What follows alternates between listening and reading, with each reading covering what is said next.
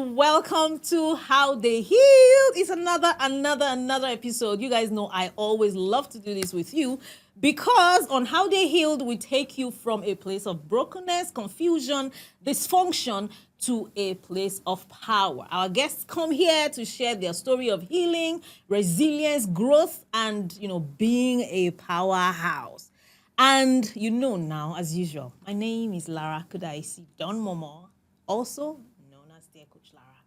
Today, I have a powerhouse in the building. I'm telling you, when you hear her story, you will know that this woman has gone from a place of brokenness, a place of, whatever you can call it. And today, ladies and gentlemen, join me to welcome the amazing Joyce Daniels, the Queen of Talk. Thank you so much, dear Coach Lara. You're welcome. It's like I'm honored to be on your seat I can today. see that we are kindred spirits. We are. See, so much. I'm shaking. In this our era, yes, there are people with stories, but people don't share. So we don't know. I remember when I was divorced, going through my broken marriage, I started Googling women who have been through what I've been through, who are leaders, and I didn't find Nigerians. Not that there were not women like that. There are. But because we're Africans, we have been told, this is sacred, this is sensitive, this is not what we talk about. Yes. So I found Oprah. Oprah has never been married, but she had a marriage, issues. I found Sarah Jakes. I found Paula White, and a host of other American women. And I told myself, I'm going to be that woman, such that when another woman is searching and looking for inspiration and hope to rise again after a broken marriage or a broken life, they'll find me. So this is why I'm so honored.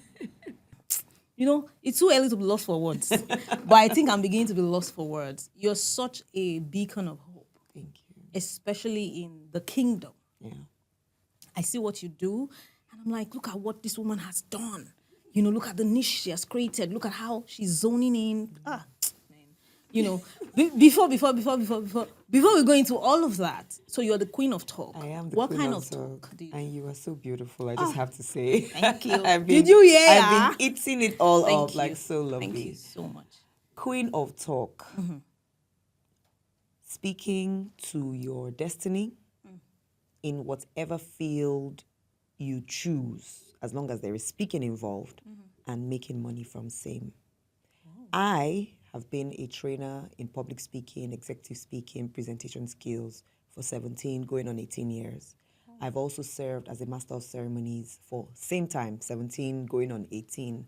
So I've spoken in different capacities and I've coached people, I've trained people to speak more. I've seen that if you can't speak, it is difficult to fulfill all that is within you. So I'm the queen of that movement to get especially professionals, especially women, to speak more and earn while doing so. I'm wild. I am wild. Yeah. Like, so you can speak to my destiny as I'm sitting I like can call this. it out, baby. Call out the queen inside me. But come on now, dear Coach Lara, you're already a queen in this space of helping people heal. I'm just in awe of you following through on that decision without asking you any question. I can already guess you had a lot of opposition. You must have had people say, are you mad? Are you crazy? Or is the Lord calling you? Have you heard the voice of the Lord in this? Yeah. Are you sure the Lord is with you? Just make sure that because who the Lord calls, then he upholds. If he doesn't call you. So I can already imagine you already know. that for you to go this far, then you are a queen in this regard. Thank you. Thank you so much. This is what happens when you are interviewing the Queen of Talk. You are supposed to be sitting here. Very funny. But let's start from the beginning. Okay. What kind of a child were you? What kind of childhood did you have? Because here we always say it starts from the beginning. Yeah. Let's start from the very beginning. Exactly. Very good place to start. Number 7 of 9 children. So I had a full household filled with love, laughter, siblings that cared, my parents. So I had a very bubbly, childhood, middle class family in Port Harcourt. We grew up in GRA, went to good government schools, federal government college, primary school, federal government girls college, secondary school, University of Port Harcourt. I was the outspoken, restless, talkative, stubborn child. I was the one that you had to say something to 10 times before she would agree, if she really did agree. I was the child who my older ones would say, go and tell daddy that we need, go and tell mommy that. So I was that child. I always say my name called out a lot of things in me. So I was the joyous child, joyful child. Joyce means leader also. So I was even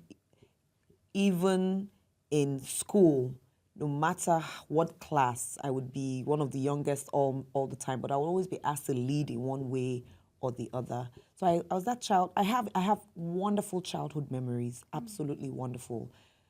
When people always ask me, every time I think of my childhood, I have fond, happy memories. I had a boisterous, bubbly. We were born into Eternal Sacred Order of Cherubim and Seraphim. Oh. So from 0 to 15, we were there. So church was You wore fun. white garments? I wore white garments. Oh my we call goodness. it prayer gown. Oh, wow.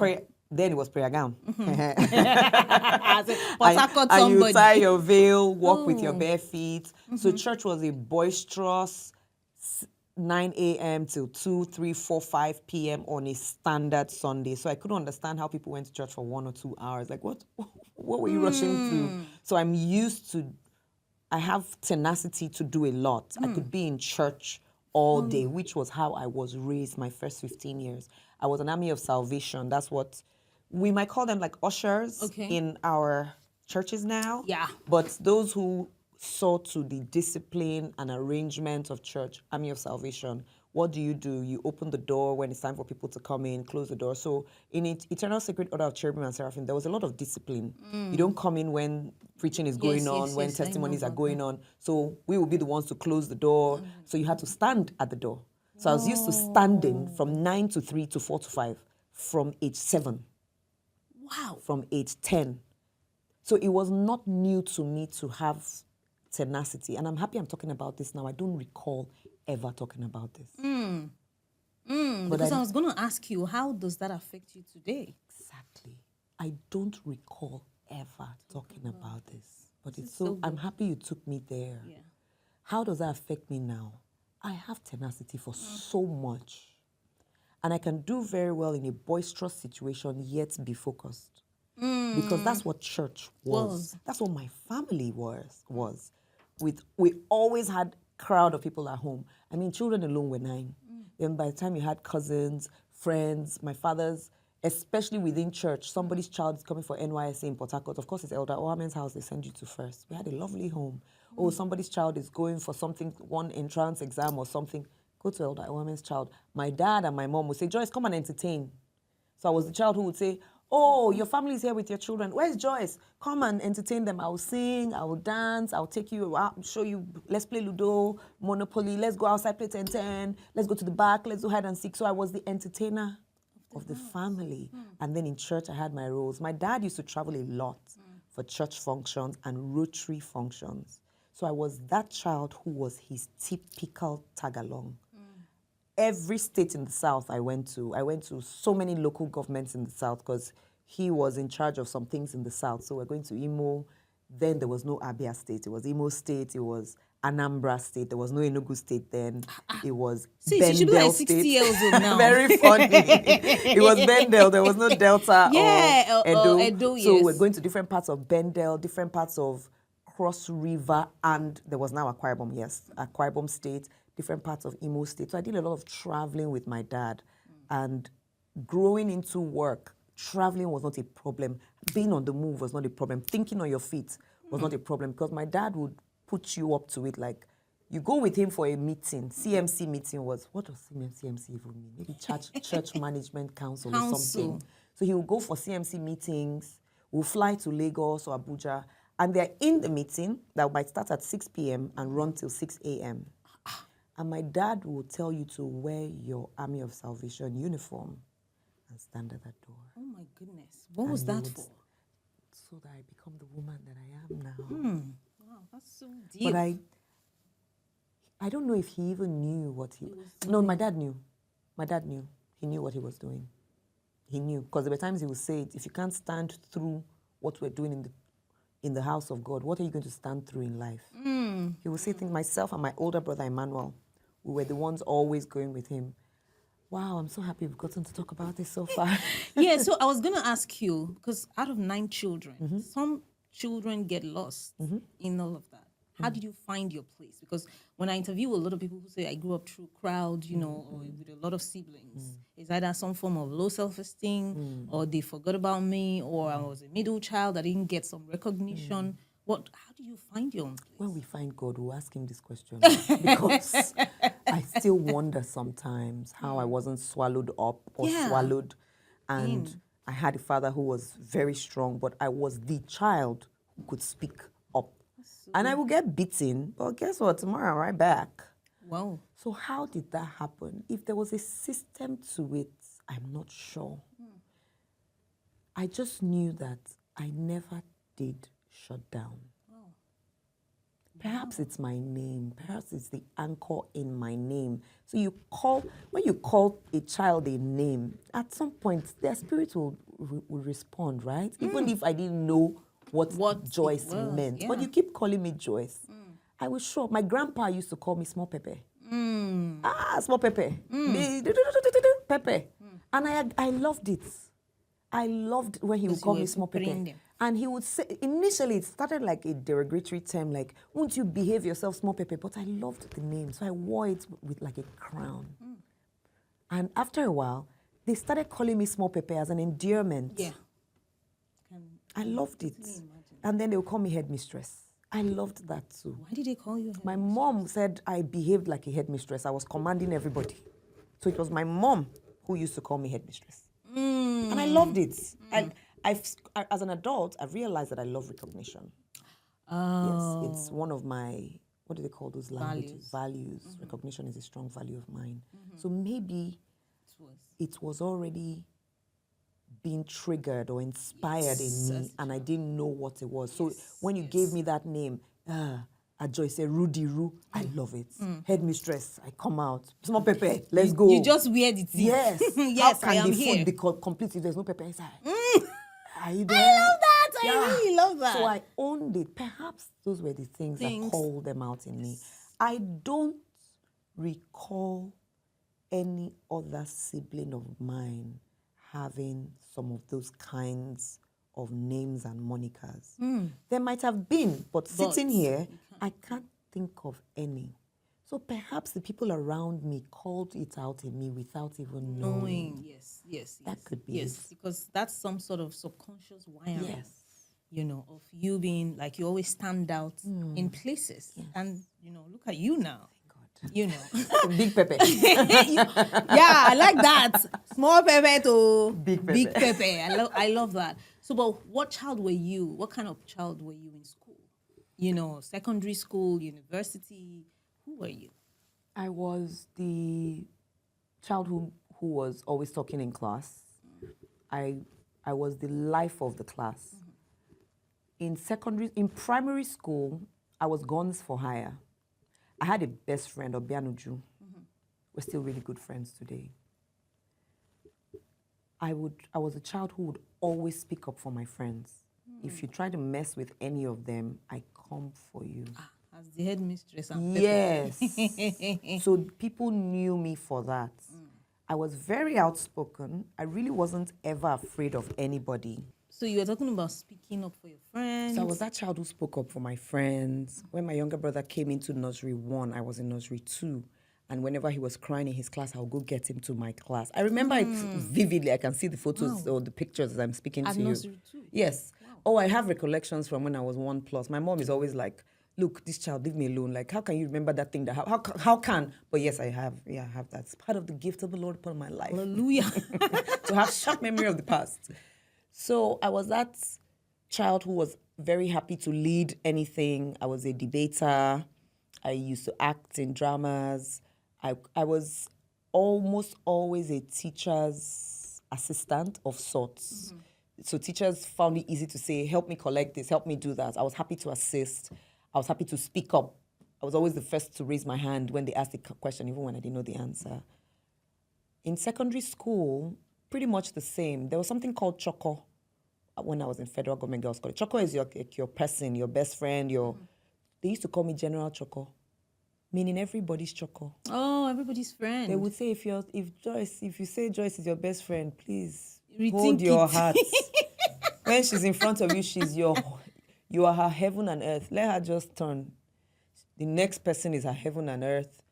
And pretty much that's me. Till now. I can love you when I'm there. When I leave, I haven't forgotten you. I've just moved on to something else. And then the moment I come back to you, come on, we're right back where we ended. So I don't know how to do all those. You didn't check on me. I didn't see you 2 years. No, it's when we meet, we continue from where we stopped. So how did that affect your relationship with the opposite sex? It was very easy to break up. I can imagine. And so you were the heartbreaker. That's what I heard. Oh, that's what you did. That's what I heard. Oh, you were. Yes, I was that child. And Mrs. Okoye, my chemistry teacher, said to me sometime, I think it was SS2, she said, you're too intelligent for the grades you have. Two things. It's either you're being too overconfident so you're not reading, or you're being too distracted. So instead of studying, you're doing cho-cho-cho. So what was it? Both. A combination of both. And so by uni, I graduated with a 2.2. Everybody thought I would graduate with a 2.1. But I know I didn't really study. I know it was easier for me to say I was going for fellowship than to say I was reading my books. God would meet us in front. So I was never completely focused on the goal academically. I always had other things I was doing. When it was time for school work, I could be in drama, preparing for drama, would present at. And so there were those times. How has that affected me now? Every academic venture that I get into right now, I will come out top. Because if I didn't do it, then I can do it now. So is that a deliberate decision? A very intentional decision. If there's something like first class or distinction or whatever, I will get it. Because I know I have the capacity to do both. Yeah. I can enjoy myself and yet be focused. Wow. Yeah, so it has affected me now. And every academic venture I've gotten into in the last 4-5 years, I always win best. Yeah, since I missed it then, I can't miss it now. I like that. So I remember you were saying earlier that you finished with a 2.2, and now today, that's it. is distinction things Only. You know, because of where you were coming from, you know, and now you realize that you can enjoy and also be a powerful woman. Yes. I like that about you. Thank you. So tell me about your relationship with the opposite sex. Because you're such a pretty woman. Yeah. And I know, like, men, boys would like pepe, small pepe, headmistress. But because I was the tomboy. You were? Yes. I was the girl who played with boys. Really? Many of my friends were boys. And I'll bring them home to the house and we'll play. I didn't play football or any of that, but I did boy things. And I was always extremely comfortable with boys. I didn't understand the shyness. Okay, I've never been shy. Yeah. So I didn't understand that shyness where girls will meet boys and not be able to speak. I'm like, why can't you talk to Chinedu? How many boys did you have as siblings? I have 3 brothers. I have 1 older brother, 2 younger brothers, and I have quite a number of male cousins who I related very well with. That's so good. In JS1, I used to hang out with boys in SS3. Typically. JSS1? Yes. Because my cousin was in that class. My neighbor down the road was in that class. So I'll go to their class and baby sister, sit down here. Don't move around all these boys. Oh. They don't want to kiss you and finger you. It's okay. So it's okay. Don't do that. Yeah. And so I got very comfortable with these older guys who didn't ask for anything else. They were just looking out for me. That's how I felt. I've been told I'm a naive person, or I was naive. I didn't think beyond what I saw. I took things at face value and I trusted, and it was okay. And I don't see anything wrong with that. Me too. So it wasn't to a disadvantage. Yeah. So I wasn't afraid to hang out with the older boys. And so a lot of, in my own clique, now, yes, I did have a clique in JS1. We were myself, Uju, Ebere Wachuku, Ibie Hosfor, Ibe, 5 of us. Well, of course, George Zogara, 6 of us. And then there was Temabol who came in and out, 7 of us. So we used to move around together. Many times I'll go to my older friends, come back. So they knew that I had these older friends, girls and guys. And then this was my clique. In JS1, there were people who would say they wanted to be my friends, and I'll tell them to write application letters. Tell me why you want to be my friend. And then we'll go sit in the library and read the letters. Like, sit, let me read your application letter. I'll tell you if it's been granted or not. Like, You were a proud child. I was. I still am. Apparently. And then I was a bully. Oh. So I was the one who could bully other people. Now when I hear what bullies do, I go, that was me. Oh my goodness. I didn't really look at it as bullying. I just knew that I had power, authority. Now with the opposite sex, I had a lot of boys who I was their guy. So even though in adulthood, some of them say, I liked you, but I couldn't bring it up. Like, Joyce just shut me down. So they would rather say, I like this, your friend. Introduce me. Like, why can't you talk to her? Okay, come. Can she come? He wants to. It was a nothing, as it were. And because those older brothers of mine had said to me a lot, don't date all these boys, they just want to touch you. I always had that restraint. Throughout secondary school, I had a boyfriend when I was in SS3. And even then, I really couldn't call him my boyfriend. I get it. But I knew he had asked me, like, would you be my girlfriend? And I said yes, but I didn't really want to tell anybody about it. Like, please. Obina, please. His mom had been my teacher when I was in primary school. He was an older person. I liked him, but it ended there. There were times he would invite me over to his house. I think I went only once. And we sat down, we gisted, we looked at, I think there were crossword puzzles. And I wasn't comfortable. Before long, I was like, okay, time for me to go. And I never went back. Yeah. And then he was like, why can't I'm trying to see you. I've come to your house. They've said, like, please. Can you just... You were quite the heartbreak. I was. And then after that, it was another guy, and then another guy. And there almost always was some restraint. At some point, I would just feel something like, don't lose yourself. Where did you think that came from? I still think it came from those older brothers and friends who would say to me, I can bet you any guy coming to you just wants one thing. So a lot of that was they just want one thing. So be careful not to also give that one thing. So even the friendship would be cut short at some point because my mind will tell me they would soon ask for this one thing. So I didn't have a very healthy relationship in terms of boyfriend-girlfriend. But with guys, I was always comfortable. I had a lot of guy friends, a lot. They would always say, Joyce is our person. So I'm the one who could go for lesson. And I would be the one sitting with the boys. And I didn't mind. And many times they were more intelligent than me. So I didn't also mind copying from them. You're such a mischievous child. Oh my I was goodness. a mischievous child. Oh, what? I was the child who I could do or say anything if I needed to. And with guys, yeah, that was it. That would have been such a great power at that age. Yes. Because I was the child that couldn't speak up. So I would have not liked you. And funnily, people who couldn't speak up liked me. Yes, because you would be their I voice. could speak up for them. Absolutely. So ask me to do anything. You want the teacher to, I will say it. And I was happy to speak up for people. I always was. It made me feel powerful, important, helpful. I didn't see it as a thing of, what's the extreme of pride? Arrogance? No. I have never been called arrogant. Nope, I've never heard anybody call me arrogant. Because I would use it to serve you. And if you were quiet, and you say, I can't ask, or can you ask for me? I got you. Service. So the quiet ones also were my friends. Okay. And if somebody ever tried to bully them, I was the bully that came out for them. I wonder why you're not an activist today. I have activisted in certain ways. I think I've just chosen the path of activism that I want, that I believe suits me.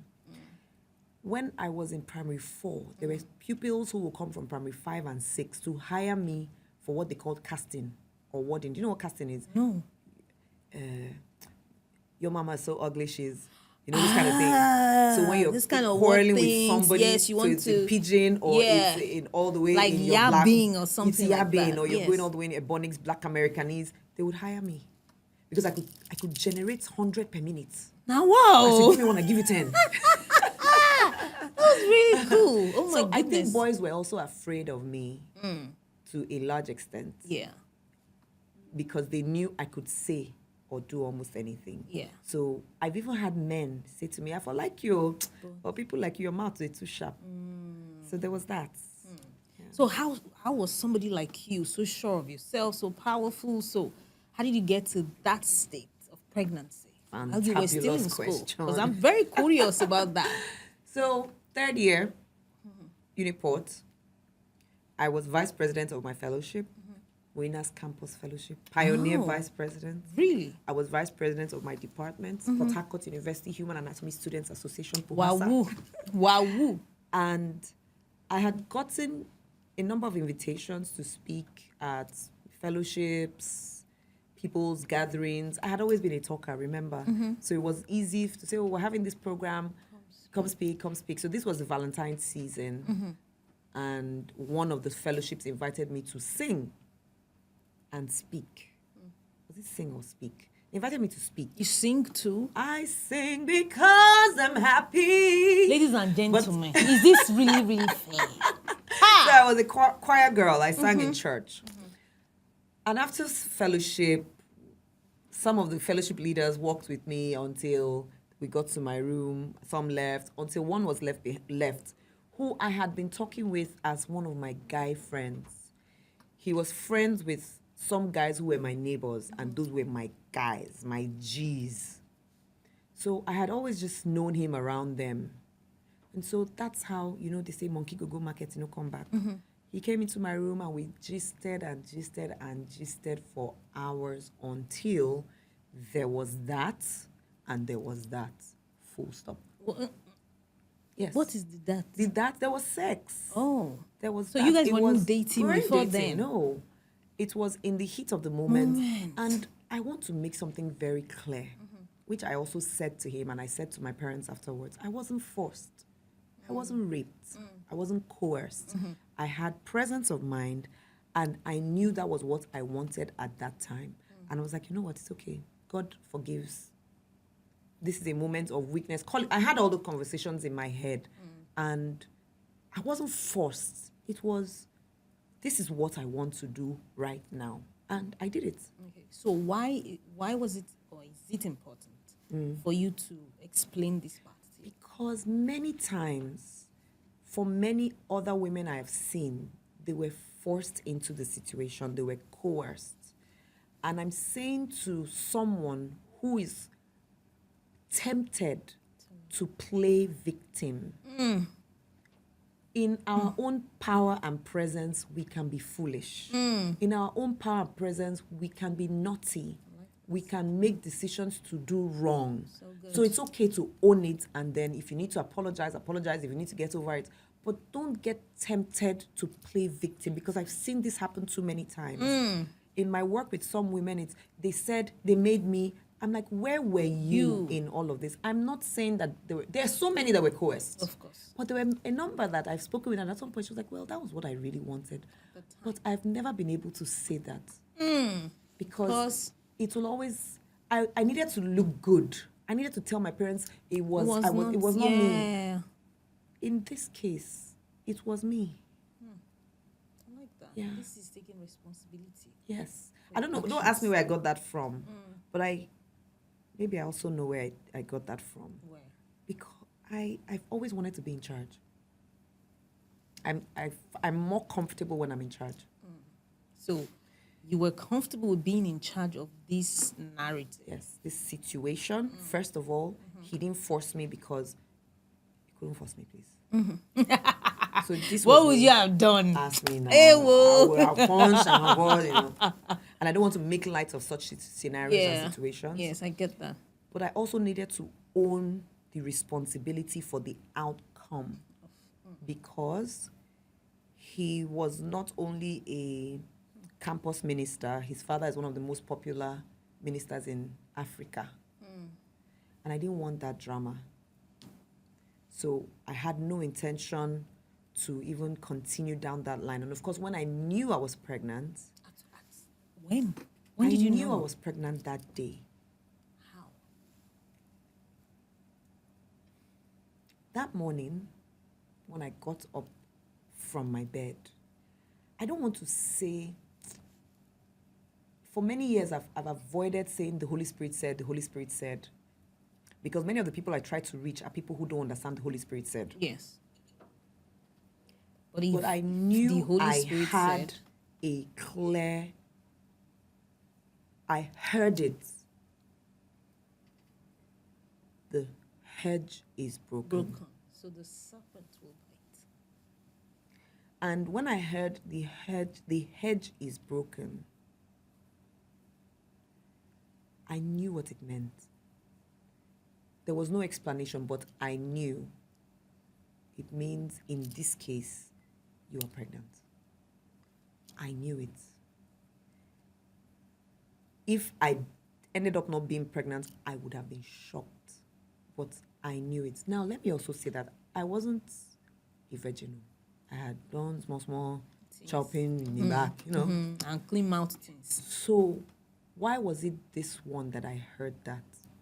The day I lost my virginity, I didn't hear anything. So why now? So you see why I knew? Because I heard, and if he's speaking to me, then there's something that he's saying. I don't know the reason, but that's what I heard. The hedge is broken. So I already had some soberness, like, So I was just waiting for time to pass for it to manifest. But I already knew that whatever hedge is broken is something that was going to be bigger than me. So I didn't even get on my knees and say, oh God, I'm sorry. It was just, okay.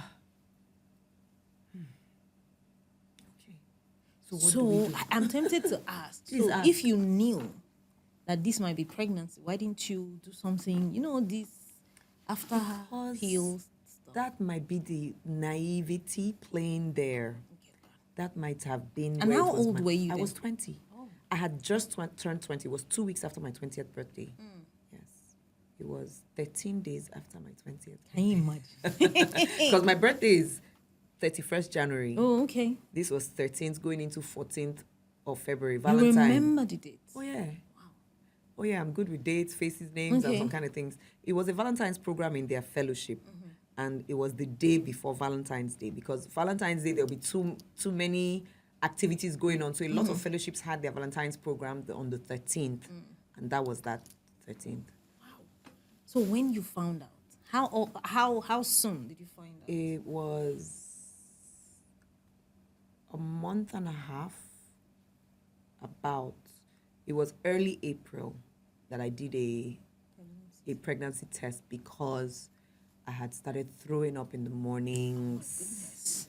Within 3.5 weeks, 4 weeks, I started throwing up. I'll get up in the morning so nauseous. Somebody would walk by me with some sort of perfume, and my whole body I would retch. So I remember I had a knowing. So I was like, so this is it. So I went to the school clinic and I did a test that came out positive. I think that day that I got the positive result was 11th of April or 12th of April, because it was my cousin's court wedding. So I was going from there straight to the court ceremony. So I knew I'm clear about some of those dates. Her wedding was 13th April, I think. So this was maybe the day or two before, thereabout. So when you found out, because I'm thinking, this is so much like my story, but I was 19 when I got pregnant. My daughter is 22 now, she's going to be 23. And I didn't know until 5 months and 2 weeks gone. Okay. Sorry. Because I had this thing that if I had known, I known. First reaction was, you're dead. My God, it's real. So let's just go for the court wedding. While we're thinking. Yeah. So throughout the court, I was floating like, I'm pregnant. Oh, hi. So I was floating. The wedding, the next few days, headaches, back pain. I was a mess. But I had to keep up the appearance. So as soon as I was able to get back to school, I went straight to the pharmacy closest to me. I went very quietly to the pharmacist because it was a busy pharmacy. I said, please, excuse me, sir. I'm pregnant. So if you can give me something, I can just remove it. Yeah, no, that's not a problem. Very easy. I just stand by the corner. I said, thank you, please don't shout. I'm a Christian. I'm a born again. So you were explaining all these plenty things to the pharmacist. So that you won't shout too much. Before you now say, hey, you're abortion pill. Yeah. Please don't do that. I'm a prophet. I may not have said all of these, but I'm sure I said, I'm a church girl. I'm sure he must have seen me minister around his pharmacy a few times. He had been around us. This was my third year in school. So you must have I had bought things from there. Yeah. And there were times we'll come out for evangelism around there. So he must have. So I was just reminding him that, please. I'm still a Christian. It's not just mistake. Yeah, just please. So he mixed a number of pills. Mixed? Yes, there were about 17. I think if they were not 12, they were 17. Okay. That much? Them, yes. And he said, just take all of them at the same time. If you can't swallow all at once, take maybe 4-4 or 3-3. And you can do it with water, but preferably use alcohol. I said, no problem, thank you. So on my way back to my room, I bought a small bottle of Squadron. Was it Squadron? It was Squadron. Just one of those tiny bottles. Squadron, Chelsea, and I couldn't wait to get back and settle. He said, take it when you're ready, when you're by yourself. You might have some pain and discomfort, but by morning, of course, everything should be out. Thank you so much. How many weeks were you by this time? Now, you see, that was the issue. I was counting it from months. The day. Oh. Well, roughly, I was about 6 weeks. Okay. Yes, 6 to 7 weeks. Okay. So I took them that night and waited. And waited and waited. And maybe about 4 a.m., it was more pain to poo than period pain. And I used to have very painful periods. So he had told me it might come like period pain. Yeah. So I was like, this one like pain to poo, like purging type of gripe. I went to the toilets, pooed some more, pooed again, and that was it. Not a drop of nothing. So I went back to him. And I said, nothing. I purged. What did you give me? Nothing. He said, no. I gave you. He was calling some names. I was lost. Yeah. He said that was, in fact, he looked at me like, But do you get like this? What I gave you, even 3 months pregnancy to bring out, in fact, 5 months if. And that is a common. I said, so would you give me something? He said, no. You can. What else do I have to give you? I've given you the most powerful, and you said you even took it with Squadron. He kept. No, I should go. Abi? So I went to a pharmacy close to my house. My parents' house was not too far from school, maybe a 20-minute drive. Okay. And I went to that pharmacist, and I told him what had happened, that this other pharmacist in school gave me something, nothing happened. So he said, okay, take another one. Something else, maybe like 6 pills or something. I swallowed. Nothing. I didn't purge. I didn't burp. I didn't fart. I didn't bleed. Nothing. As in not a single thing. So I came back to tell him, nothing. He said, madam, then it means that child has to come or something, because I can't explain it. I mean, come and look at me. I've been a pharmacist over 20 years. He said that one, this one, no, there's no. He said, you have to go and do a D&C. That was the first shock. Yeah, I'm shocked on your behalf. So I was still moving. What did you think? My first thought was God was saying something. That was my first thought. But I was like, God, can't you change your mind? please, can't you now in your mercy? That was when I started saying, Lord, in your mercy, change your mind, please, because this is too much. I would go for fellowship, go to church, see my parents, and I was like, God, you think? No, now. So my prayer was now, change your mind. I said, if you want this thing out, I won't need to leave this room.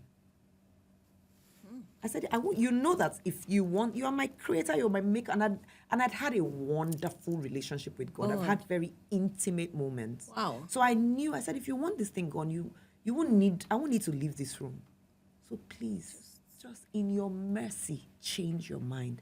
I remember I don't remember the number of times, but I remember that was a constant prayer, like, in your mercy, change your mind. We'll be in service. I'm there in the choir. We're taking communion. And I'll say, Father, please let this communion just flush out this thing, please. In your mercy, just please. Hey. Change your mind. What am I supposed to do with a child? What would happen to my parents? There was a deaconess in church at that time who had sort of insinuated that I was trying to seduce her son at some point. So it had become a thing. My parents had to speak with our parents. Spoke. I'm like, Joyce had no intention. I said, so that one will say, I said it's my son. She wanted to. So I was like, for this woman's sake, God, please now. This other person who came, I was toasting me. I didn't do anything. Say, see. This other person will say, my fellowship people. So those were the things you were thinking. So those were the things I was dealing with every day. But you know what? There were many times I'll get back to my room, and the first thing I'll say is, Lord, I will do whatever you want me to do. You know what? You know what you've put in me. So if you think, if this was a setup by some chance, I can't claim Mary, mother of Jesus. But if there was, and I used to have these conversations, audibly, like aloud, yes. I was like, if this was a setup. You were people walk by my room and like, Joyce, Lucy, my friend, my neighbor, she'll come like, I thought there was a guest because I heard you talking. I said, I'm just talking with the host. The host of hosts. The host. So I'll come and I said, if this is a setup by any chance, then I'm okay. I can do it. Then I'll leave. And maybe I'm on a bike going to school and someone, hey, Joyce, I'm busy. Oh my God, no, in your mercy. No, I can't. Let me tell you something else that was going on. That period from April to June, when I finally told my family, I was all by myself. April, May, I was... What about July. This man? The man. Oh, so that guy... He had now graduated. Okay. That was his final semester. So by, I think exams were done in May, June. He was done. What happened from the very next day was he came by to say, I'm so sorry. This was not what the plan. I didn't mean to coerce you. I said, was I coerced? Like, no. He said, truth is, I've always loved you, admired you, like, haven't you noticed I've always been around you somehow? When I come to meet your guys, I come to your room. I was like, oh yeah, now that makes sense. It's true. He said, so look, I love you so much. Let's just forget this happened. I promise it won't happen again. We can build a relationship. And I go, no, I'm not interested in a relationship with you, though. Why? Because I just wasn't interested on the one hand. Second hand was, he had made a few comments about things that didn't align with me. I'll tell you one of the comments he made once. Like, if you can never be rich in Nigeria, it means you've cheated or you've... And I was like, that doesn't align with my truth. That statement, I still remember the day he made that statement. I was like, this boy can't really be my friend because I don't believe that to be true. There's another statement he made about something, that didn't seem like a big deal, but I held on to it like, not this one. And that was it. That was where I blocked. So when he came, I was like, no, tell me, but we get along, this and I go, and then he left and left Port Harcourt back home. And he would come from out of town to check up on me. And I would tell him, why are you coming to check up on me? I'm not interested. And you were pregnant then? Yes. Jesus. And I knew. So on one occasion, he came to my father's house. Now, exams were done. I had gone home. he came with one of those guy friends who everybody knew him in my house. So they're like, Goke's here to see you. Come in now. Everybody knows Goke. And then he tagged along. And I came, I was like, oh, you're here. He said, yeah, he came in from out of town and he needed to see me. I said, well, I'm leaving for choir practice right now, so maybe we'll all just leave together. So we're walking out. Why I was rushing was I was about to throw up. And people in my house had seen me throw up like once or twice. I didn't want them to see it more than before. So I was trying to run out of the house because the thing was just rising. So I said, let's leave now. So I ran out the compound. As soon as we opened the gate, I just went to the side, everything. So he comes, he rubs my back, and he says, are you pregnant? Oh my goodness. I said, no. He said, please tell me, like, come on now, don't do this. Are you I said, no, I'm not. Why? And if I wanted to be in control. I wanted the decision to be mine. I didn't want to ever say a guy made me. I never wanted to be a victim. To say, and he now told me we should go and have an abortion, and I did. I regret it. No, I've always wanted the decision to be mine. So I wanted that control. If I'm keeping this child, it's because I've agreed to keep this child. If I'm taking it out, no boy will ever look at me one day and say, yeah, she had an abortion for me. That's too much power in your hands. That's how I was thinking. Yes, that's exactly what I was thinking. That's too much power in the hands of one person. So any day, one day in life, you look at me and say, she had my baby, but And I knew it. I knew it very clearly, even then. So I said, no, wasn't. He went all the way to church with me. Went all the way to church. We talked for a bit, and I said, you know what? You don't have to keep coming to check on me. And so I spent time trying to get him away whilst I was fighting this battle. I'll go back to school because there's some answers maybe I still don't have, but I wanted to do God's will. But at the same time, I didn't know I had enough power for it. But there were times I knew I had the power for it. So it was what's that thing? Pendulum. Yeah. I would swing today, tomorrow, come back, I'll sit down. And there were many times I couldn't cry. I'll just sit down on the floor by my bed. I'm like, God, please now. And I was always sick. I couldn't keep food down, heartburn, back pain. It was just one day, a friend of mine, Tute and Obey were together in front of Tute's compound. And I threw up or something, or I spat. And Tute said, Joyce, get better, And it was a common thing. Girls would just, I was like,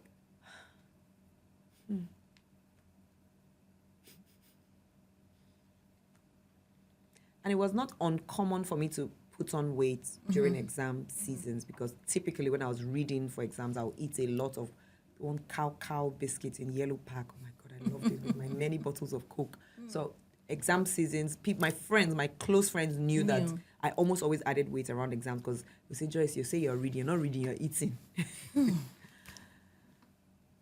My dad had made a few comments like, hey, you put on some weight. So it was much later that my sister said to me that she had mentioned to my mom one time, it's like, this your daughter might be pregnant too.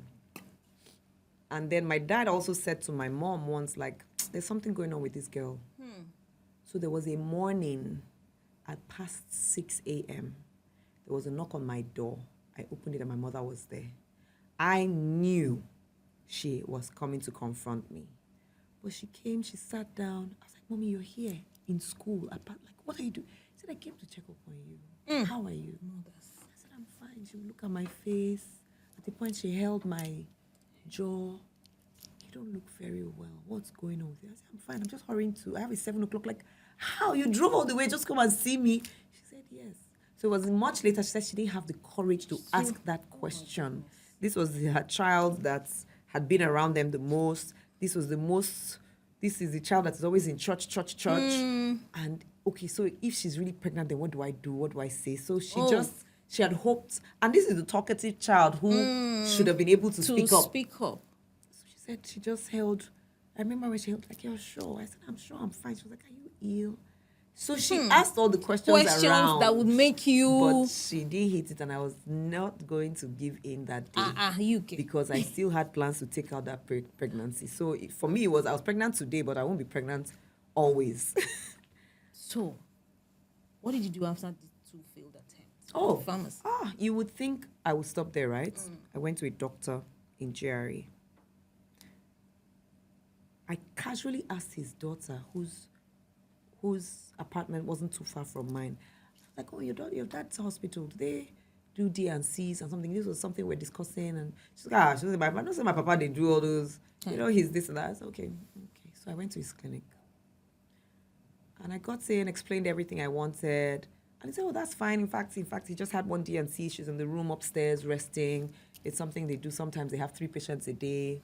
It's at some point he was saying he wouldn't do it, but it's such easy business because a lot of young girls, you people, this and that. Sometimes people plan to marry and marriage isn't working, or they're married women who have had too many children or don't want to have this one.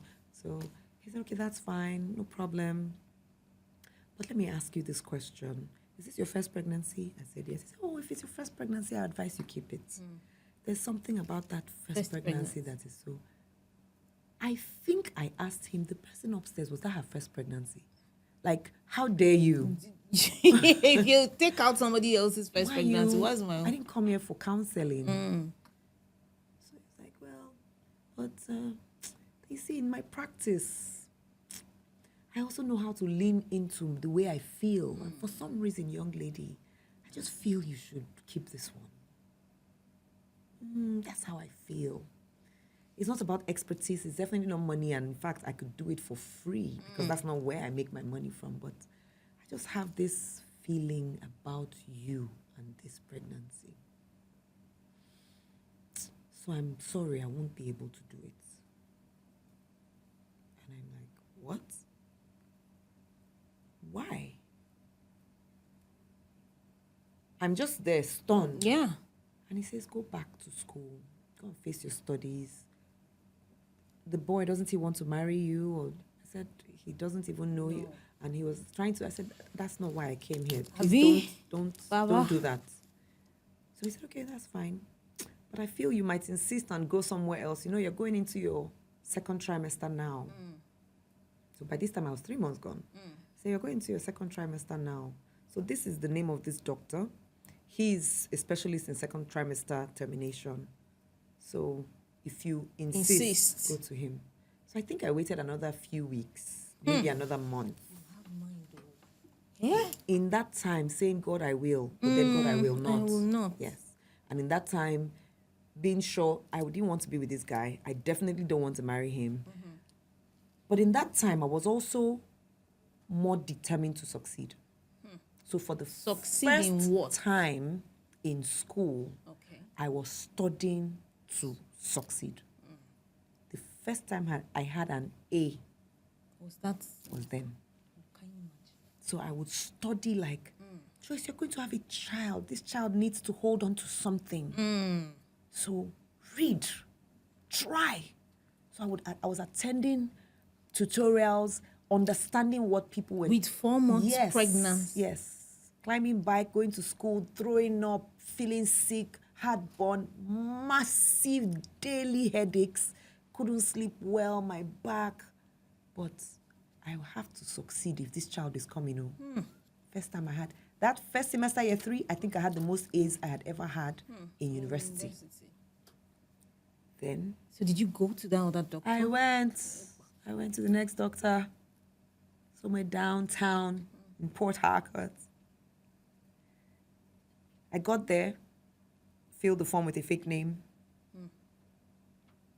And then he recognized the name, like, oh, I know a doctor. This is your father? I said, no. Is your mother? No. I said, which one can't they recognize? The fake name now, you can't say, what's your stress? God really won't catch you. So he said, okay, that's fine. Let's check you. He said, you're definitely, in fact, you're entering your 5th month or something. I was like, are you serious? I said, what? So, I was counting from the day we had sex. Okay. Or maybe I was counting from when I started feeling sick. It. But I didn't know you counted from your last period. Yeah, of course. And guess what? I was studying anatomy. Shouldn't I have known? But well, let's not go there. I didn't know. Whoa. So he was like, oh, you're getting into your 5th month. So why did you wait till now? I told him I wasn't sure. He said, well, I know these things. did you tell your parents? And then maybe they insisted. I said, no, it wasn't my parents. Because sometimes when people come like this, it is the parents that insist, or that more often than not is the probably help you feel comfortable. Yes, making me feel comfortable. More often than not at this stage is the parents, or they found there's a health challenge, or they were going to get married, but now the marriage has been called off. So he knows that's what usually trimester causes second trimester termination. So none of this. So what? She said, that's. I was just doubting. It's okay. Well, that happens. Anyway, so it's this amount of money you pay to the nurse at the nurse station. Did you come with your clothes? I said, yes, I came ready to stay overnight. So who did you come with? A friend, your boyfriend, mother? So I said, no, I came by myself. He was like, what? What? Are you joking? I said, no. And this man went from 0 to 100. He screamed at me. Get out of here. Do you know what you're about to do? You think you're strong? You can do it by yourself? What the hell do you think it is? There's a life-transforming, life-changing... What? You think you're joking here? Oh my goodness. Have you seen this coming? What did I do to you? Screaming, get out! You came here, no mother, no friend. Who does this? By yourself. What do you think you are? Hey. I was talking, I was putting on, I had just come down from the bed, so I had to put on my slippers. He said, leave my hospital. I stood up, the nurses I was passing by, they were like, sorry. You were not crying? By this time, there were tears, but it was not tears of, I had 5 months, 4 months to have conversations. So this wasn't necessarily a shock. It was, God. Hey. So you have really set me up. You've boxed me in. So this child is really going to come. I sat on the bus. I got on a bus from Lagos bus stop. There was a direct bus to University of Port Harcourt. Over an hour trip, or about an hour. And throughout the trip, I was just saying, you know what, I want to do your will. This is tough, but I really want to do your will. The tears were not tears of, was it disappointment? It was a mixture of feelings, but I got back to school, faced my exams, because exams were going on at that time. And the reason I wanted that thing done overnight, so I could go back to school the next day and prepare for exams. And so I wanted sharp. But alas, I was back in school, went for my exams, and I went into that hall with more determination to succeed. Because this child is still here. This child is still here.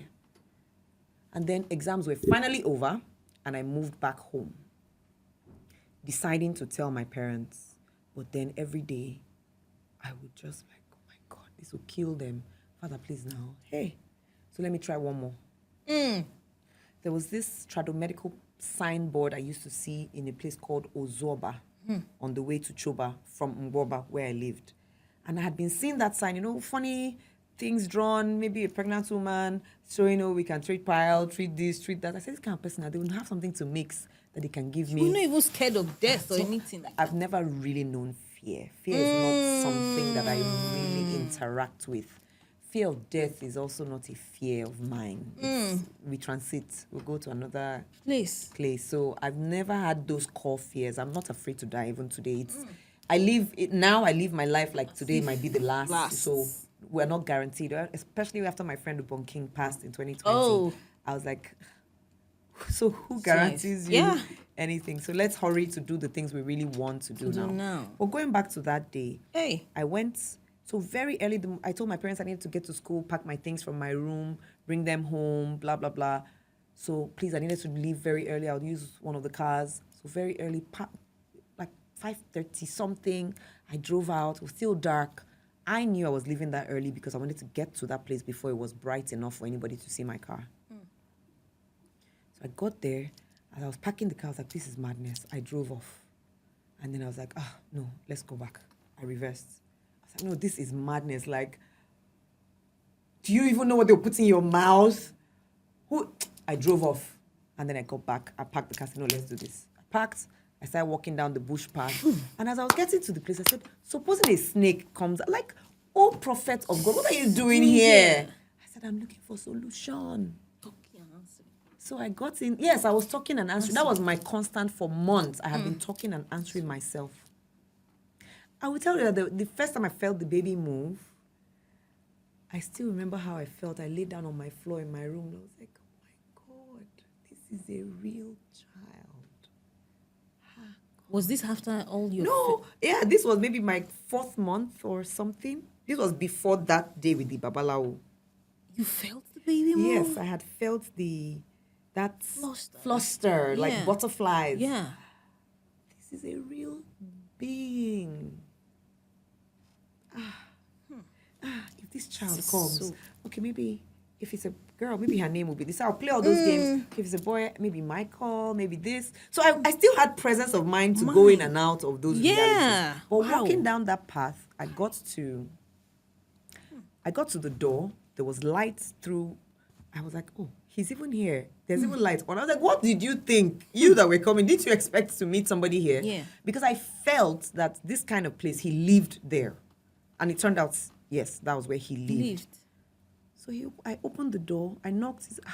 He said, young lady, okay, wait. There were other people sitting with him, like 3 people. I said, oh, there are people whose trouble is even bigger than mine, that they came earlier than I.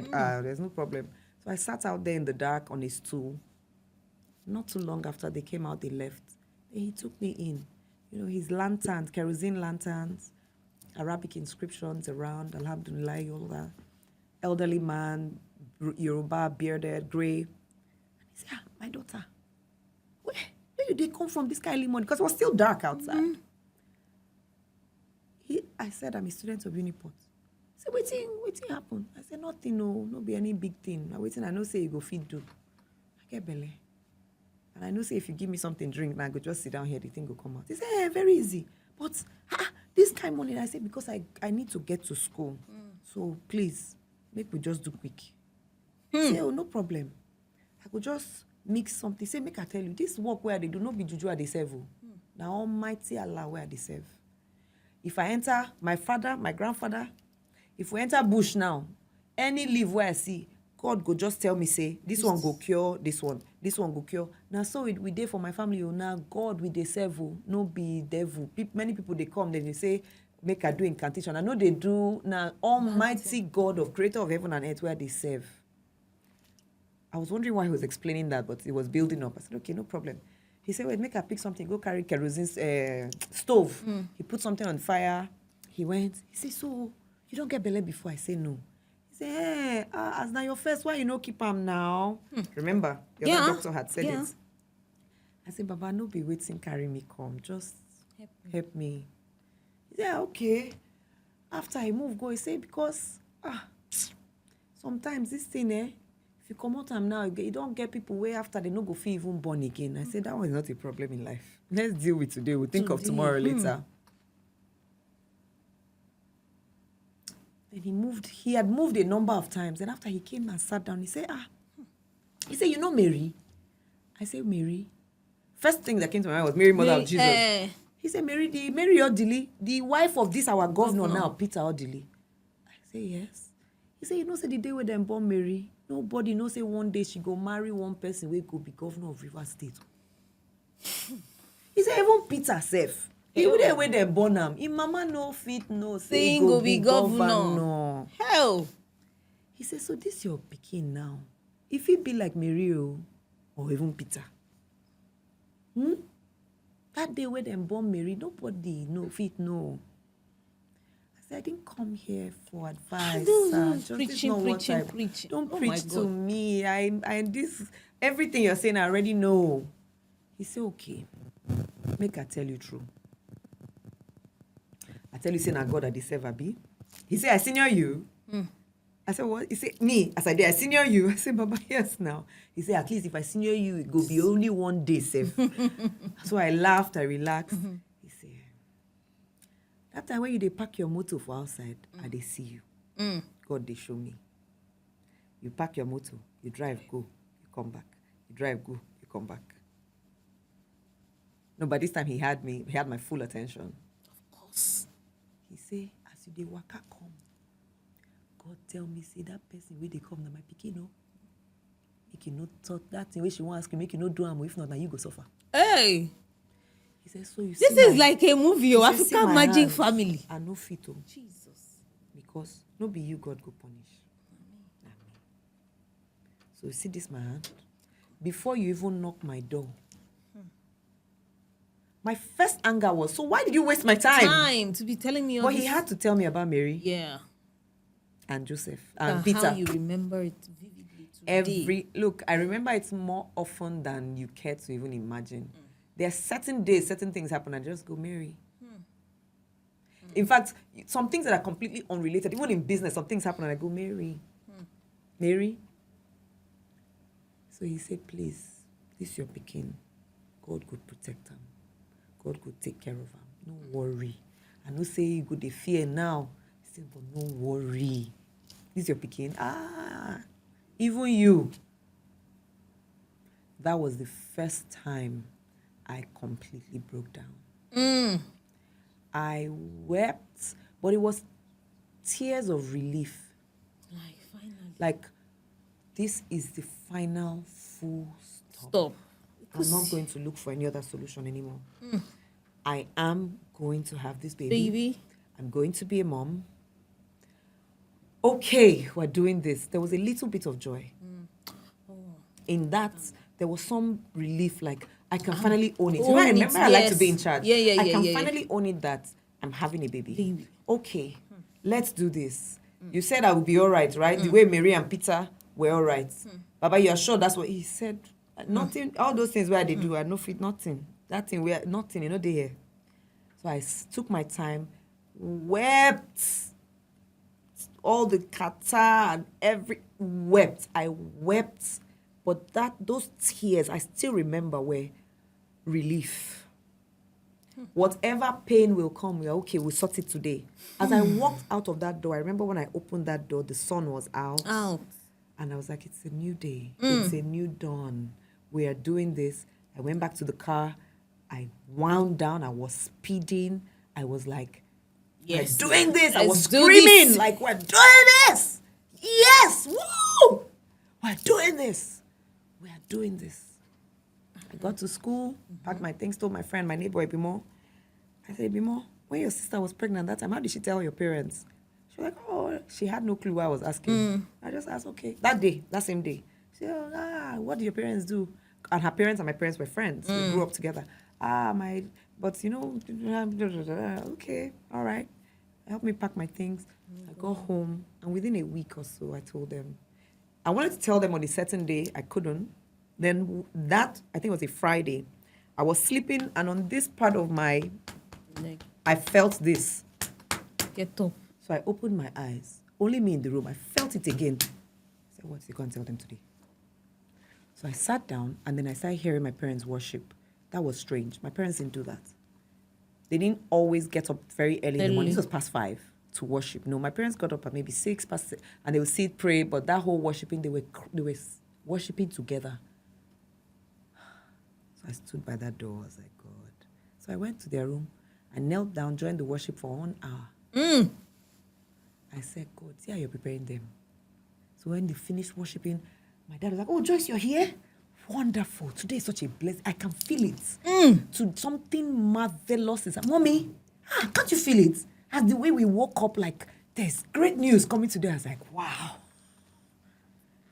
Hey, this is not a movie. Real movie. All I could say was, wow. See how you prepared them. I had not seen my parents do that before. So, please. So I knelt down. I had been kneeling down during the worship. So when he stood up, he was like, okay, let me go have my bath. I'll get to the office. Today is such I can feel it. So he stood up and was walking away. He said, Joyce, you're still kneeling down there. We're finished. I said, please, I want to talk to both of you. So my mom said, Daddy, come back. Oh, he had entered the bathroom. Come. Joyce said she wants to talk to us. What is it, Joyce? Joyce, what is it? By this time, the tears had started flowing out. My dad just sat down. I said, I've done something very bad. My dad said, Joyce, you are pregnant.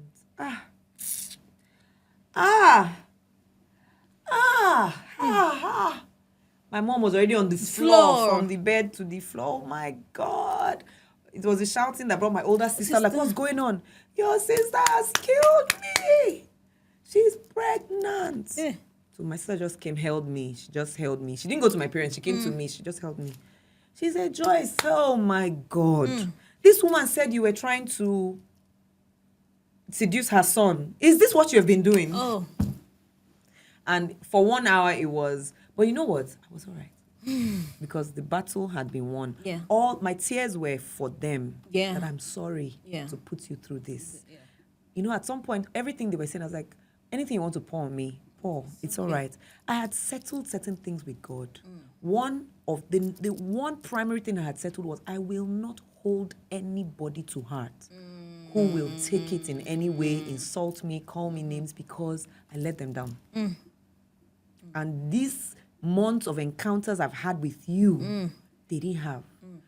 I was going to tell you something, throughout that period, I'll be on a bike going to school. Somebody say, Joyce, wait, slow down. In the dream last night, the Lord told me to tell you, I'm with you. It happened, if I lost count 10 times. Amadi came to my room one morning to 6. Sister Joyce, open your door. He said, what's going on? How many nights now as I close my eye, I'll see an angel holding you. And the Lord said, I should tell you I'm with you. Today, he said, go and tell her now. Go and tell her. That was the day that was the day after I came back from that hospital where the man pursued me. Oh, okay. It was the day after. He said, God told me to come and tell you now. Amadi came. He hadn't brushed his teeth. He came from boys' hostel. He said, okay, I've told you. Sister Joyce, are you okay? I said, I'm okay. He said, why is God showing me this thing? How many nights now? I said, when you see him, ask him. He left. I shut the door. I said, God, what's all this? Why are you sending people? That same day, as I walked to the road, somebody else was on a bike passing. She was like, stop. She came down. She said, Sister Joyce, it's like, I can't sleep. As I start sleeping, I see the angel holding you. God said I should tell you I'm with you. I said, okay, tell him. I said, thank you. That day on my way to school, I was like, stop sending people to me. The agreement is, in your mercy, remove it.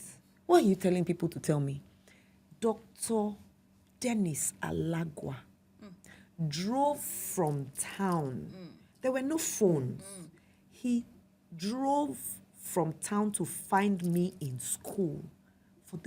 How did he locate me? But he found me. He came to my room. He said I was at the mechanic fixing my car. One man sat by my side. They couldn't find what was wrong with his car. No, he said, my car. They couldn't find what was wrong with it. But I took it to that mechanic. Then I sat by this man who started telling me, he sat me down for over 2 hours telling me a story that as he finished, the Lord said, go and tell Joyce this story. So he was with me for over 2 hours recounting the man's story.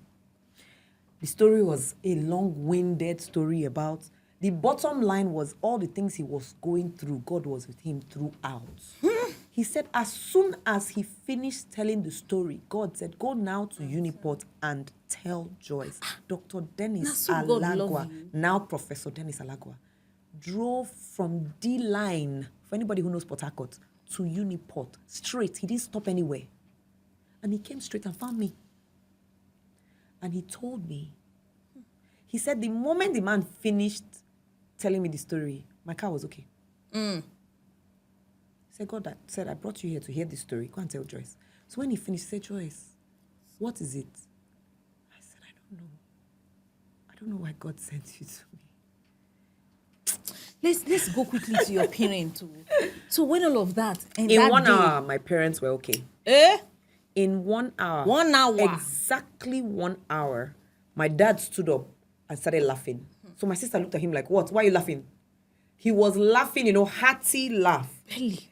He was laughing after they had shouted, cried, screamed. That was the second time in my life I saw my father cry. He started laughing. So my mother was like, Daddy, what is it? Why are you laughing? He said, I see what's going on here. The enemy thinks he's the one that will stop you. He's a joker. Wait, is your father a pastor? Elder. But remember, he's a father. He has covering over me. Wow. He was responsible for me. He was laughing. As in, this guy laughed that he was not cleaning. He's like, This is the one that he thought will stop your great destiny. Even I was like, my sister and I were on the floor. You know, we had been on the floor. We're not looking at my dad. He said, he came too late. Came too late. Oh, I see it so clearly. This is the one that was supposed to destroy you. He said, this is the one that will make you. Mommy, get up. Get up. No more tears in this house concerning this. We have a child coming. You have your first grandchild coming. Your dad. We have a grandchild to prepare for. We'll prepare for this grandchild. Joyce, if you ever thought of getting rid of the child, don't try it. Should I start laughing now? As in, Should like, we tell him? I think it's my turn to laugh. Sir. So the truth is, I actually giggled like, if only. You knew. He said, if you want, don't say because we cried now, you now go and try. Don't do anything. We're here with you. I'm going to have my bath and I'm going straight to see my pastor. Let me go and see Pastor Dele Bamboye. My pastor will know what to do. He will tell us because I have no idea what to do. But my pastor will know because your destiny will still be bright. Wow. Wipe your tears. Faith. Your sisters, take her, put her together. And my dad kept going. She's a city set on a hill. She's a dish. He had always been a praying father. He always was a father who would prophesy over us. And he was just going.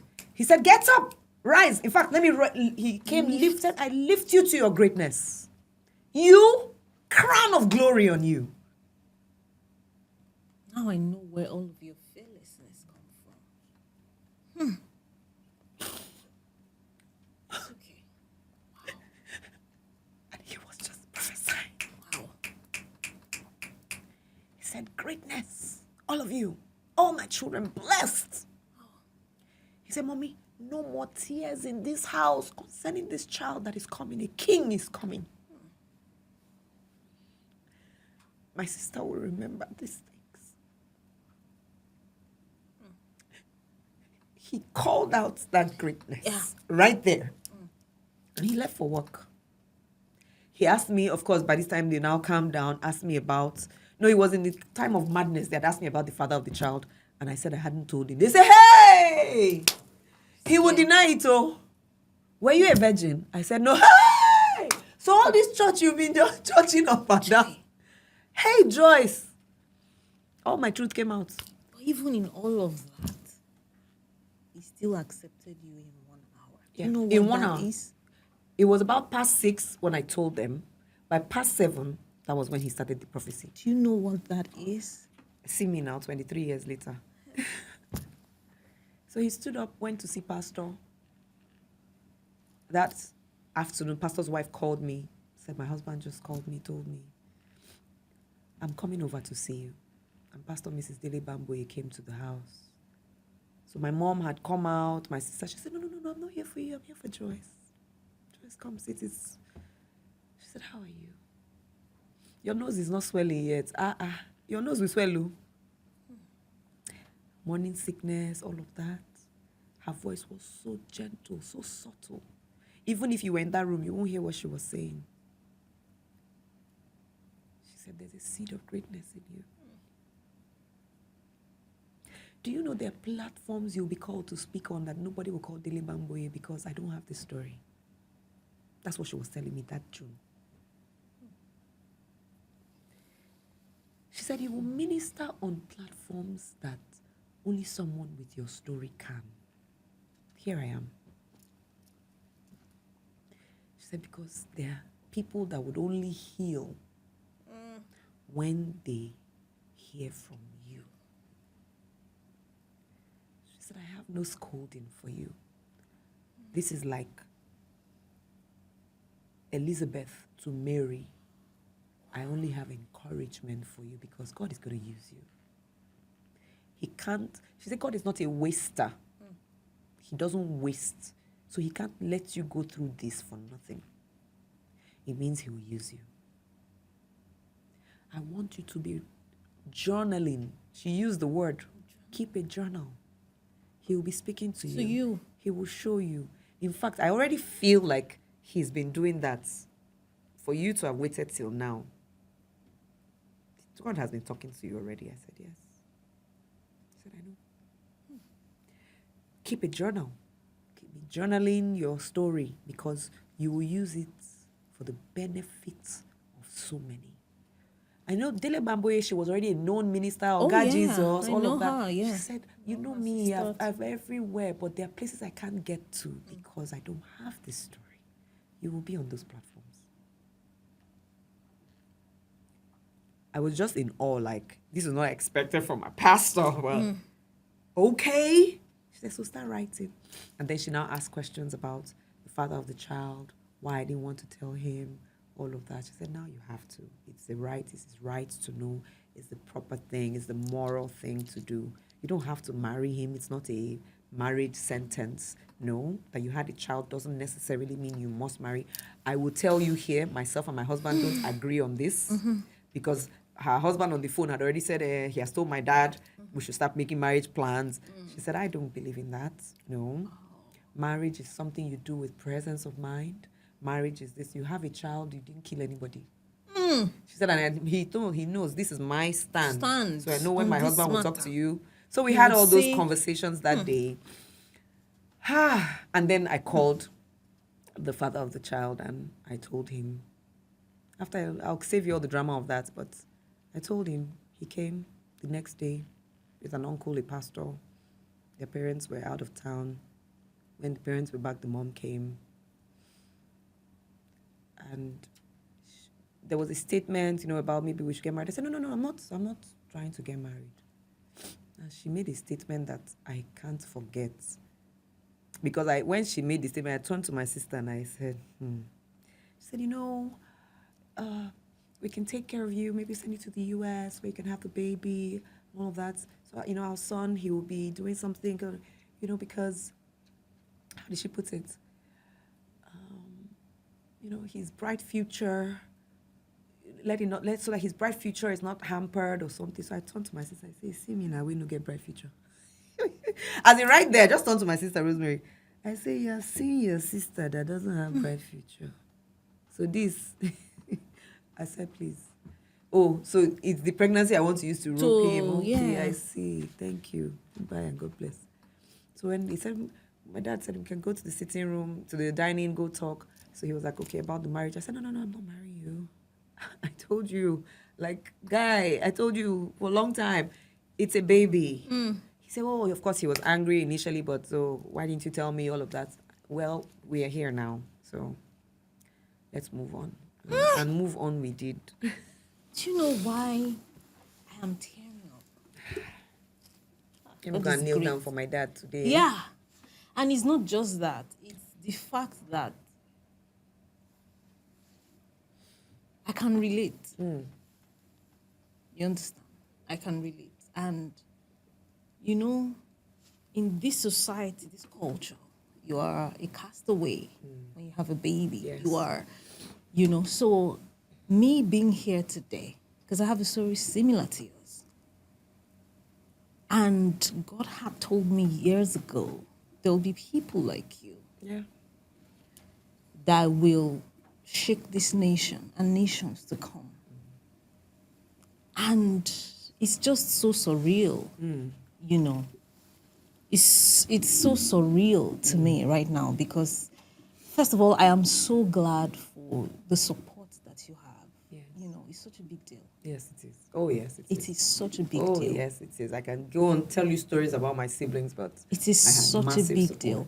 Like, I wish every child in Nigeria or anywhere that have this kind of story would have such support because it would ease the pain. It would ease the low self-esteem. I didn't really have that immediately, in the beginning. Of course, everybody came around at the same eventually.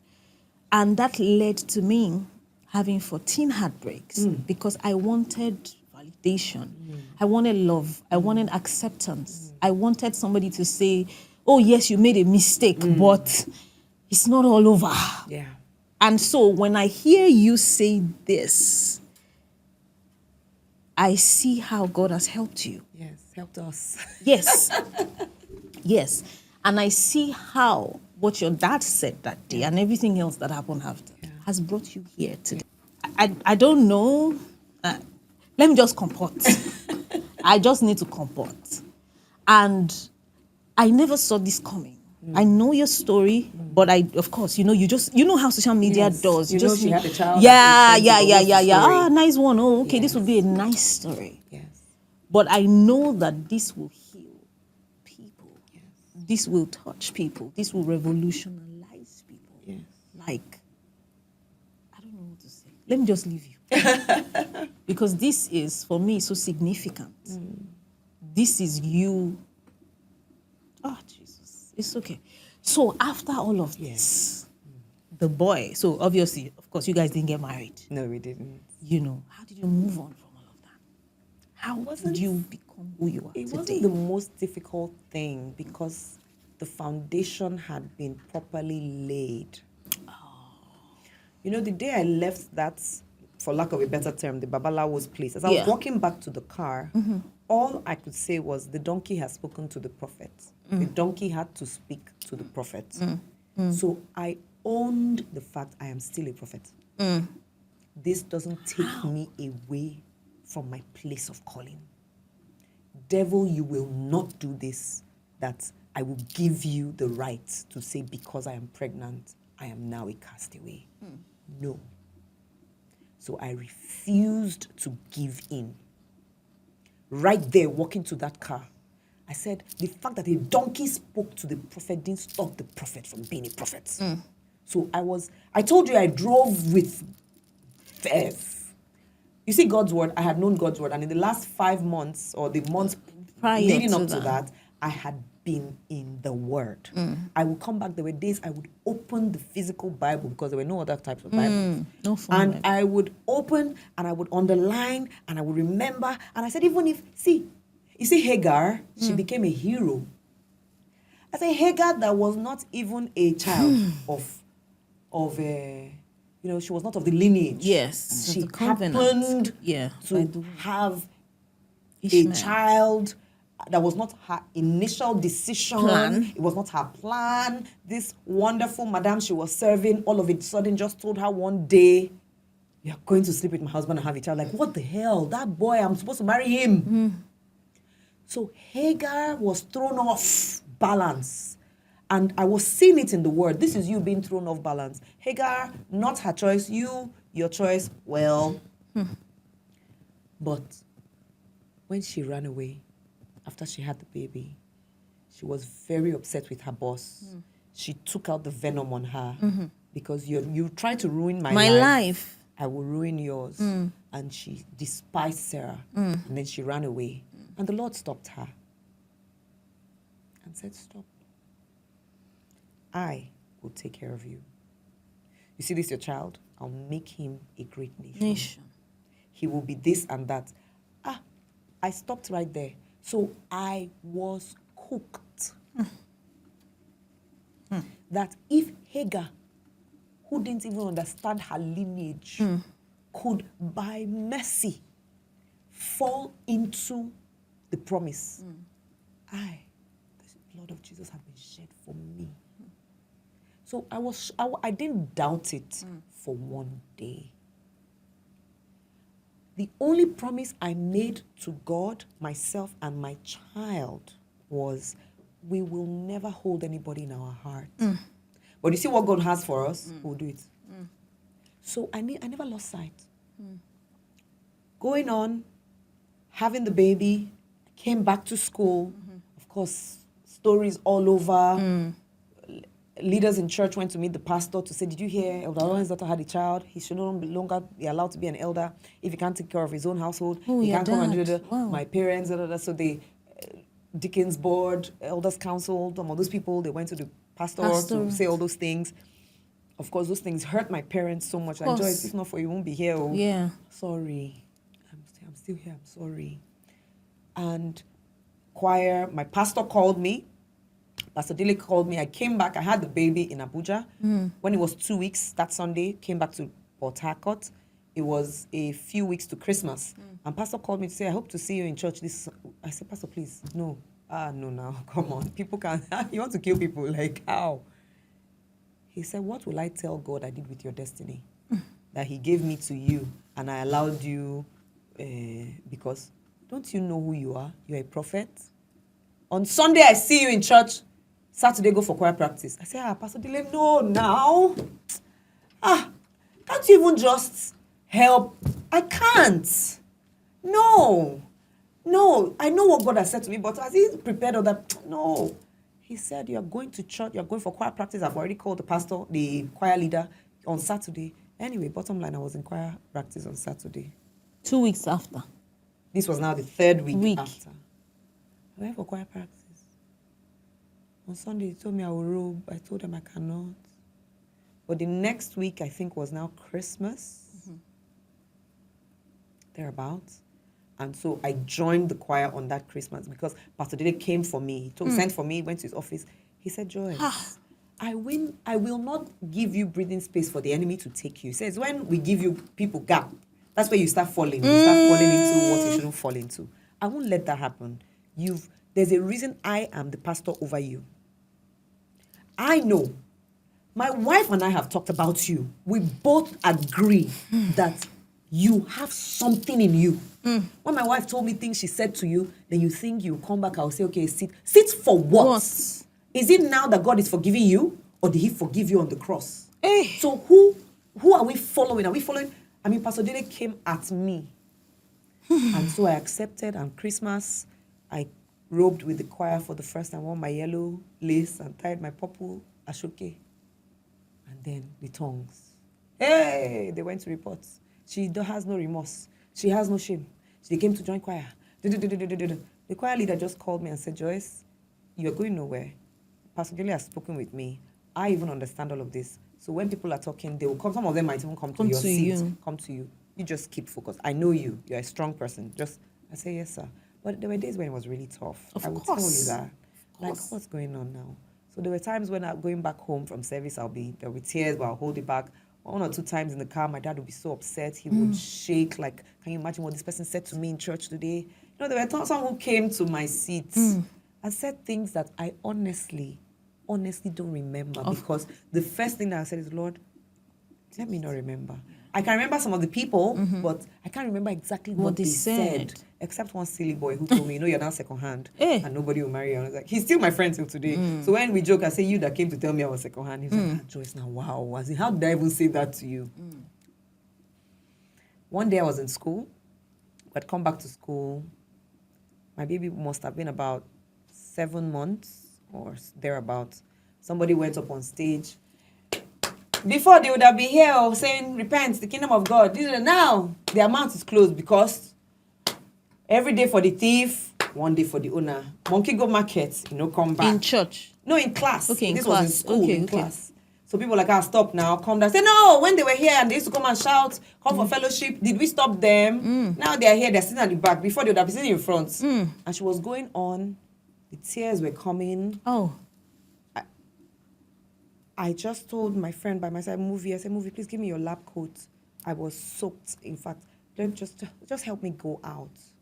So he helped me. The class was getting rowdy. Took me out to where the car was at the back of the class.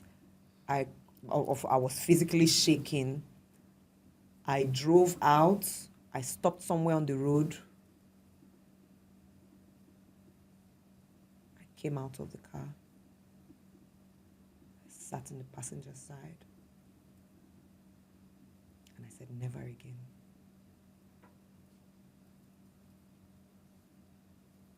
When I was a bit composed, I got home. And as soon as I got home, I said, Mommy, I'm taking David to school with me tomorrow. That's your son. Because never again. Anything that would challenge who I am in the Lord, I will come for you. When they took Lot, Abraham went with an army. I will go with an army. David, pack your things. I told Mommy, I'm packing his things. He's going to school with me tomorrow. Does he have diapers? What clothes will he wear? This was still broad daylight afternoon, not even evening. I couldn't stay for the rest of lectures that day. Then you think I'll come home and sit down and cry? No, I refuse that. Till today, I refuse it. The next day, I packed up my boy. in his baby carrier, put him at the back seat, and I drove to school. I went into class. I sat in front. Carried him. Because I'm made for the front. Joyce means leader. I don't sit behind. The entirety of my being refuses to be put down. I sat in front that day.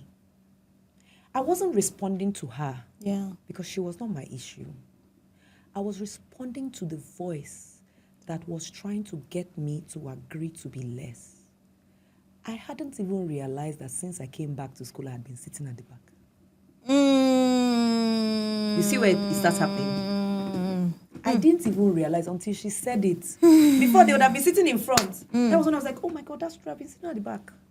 All my life, primary to that day, I was always a front sitter. In fact, in JS1, I realized that during exams, they don't watch people in front for unje. Chukuli. Yeah. Exam. Malpractice. So I told some of my friends, if you want to copy, Go to the back. let's sit in front. Because the teachers are always looking at the back. The back, oh, you this woman. In JS1, Inter-Science, Integrated Science exam, I told them, if I'm going to copy, you have to sit in front. Because have you been observing? Teachers don't look back. They don't look at the front. How do you take note this thing? Because I'm kind of quite observant. You are. I didn't know like before, but now I know. Mischievously observant. And we sat down there for inter-science tests, Abi exam. And all of us were looking at each other. So, how did I get here? Yeah. Number one, I refused to be down. And I also knew from God's word, from David, from Joseph, from Daniel, nobody's coming to help you. Who helped Joseph? He did. Who stood for David? Nobody. Even his brothers told him, what's all this pride? Daddy sent you to bring food. You said you want to go and kill Goliath. What rubbish. Get out of here. His brothers said that That's to David. him. Wow. Nobody spoke for him. So I have always known nobody's coming for you. If you can't speak up for yourself, you're gone. So I don't really know how to pamper people too much because it's like, you really think somebody's coming for you? Like, for real? I'm not that, I come with, So I refused to be down. I gave my academics all, the truth is, at that time, my CGPA was closer to third class. It was that year 3 and final year that I got comfortably into my tutu. Because I'd been a joker. Yeah.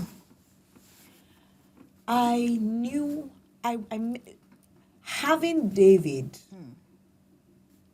one, I wanted him to always have a healthy sense of self. Because I had 2 family members, distant relations who I had known growing up that were born to single mothers. And somehow, every time when it's time for them to go to school, they visit the aunties to get school fees and all of that. And I had seen, my son will never do that. So I was clear. He will always have an identity. It will never be. So I was clear and all these things. Remember Pastor Dele Bambwe, she said, keep a journal. So I started writing those things down when I was still pregnant. I want a boy because I feel boys will forgive easily. Boys love their mother.